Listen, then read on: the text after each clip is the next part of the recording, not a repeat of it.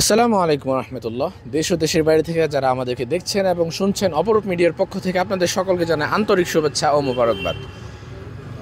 দর্শক, আমরা ইতিমধ্যে জানি যে গত 2 বছর ভোগান্তির পর হালিশহর ওয়াবদার যে রাস্তাটি, সে রাস্তাটি গত 1 মাস হয়েছে তারা সুন্দর করেছে।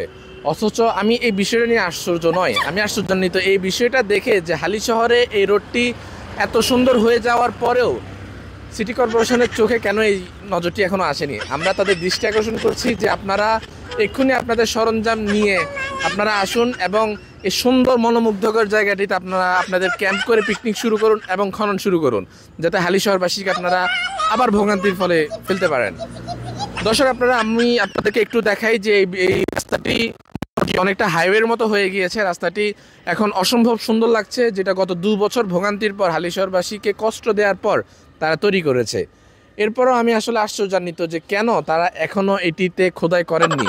হয়তোবা আমার ধারণা যতটুক যে সিটি কর্পোরেশনের চোখে এটি এখনো আসেনি।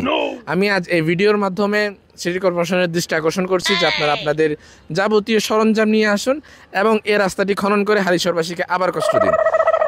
ইনশাআল্লাহ আমরা আবারও আসবো। এই রাস্তাটি যদি খনন হয়, সিটি কর্পোরেশন যদি এই রাস্তাটিকে আবার খনন করে, আবারও একটি ভিডিও নিয়ে আসবো আপনাদের মাঝে। ততক্ষণ পর্যন্ত সকলে ভালো থাকুন, সুস্থ থাকুন, অপরূপ মিডিয়ার সাথে থাকুন। আল্লাহ হাফেজ। আসসালামু আলাইকুম রহমতুল্লাহ।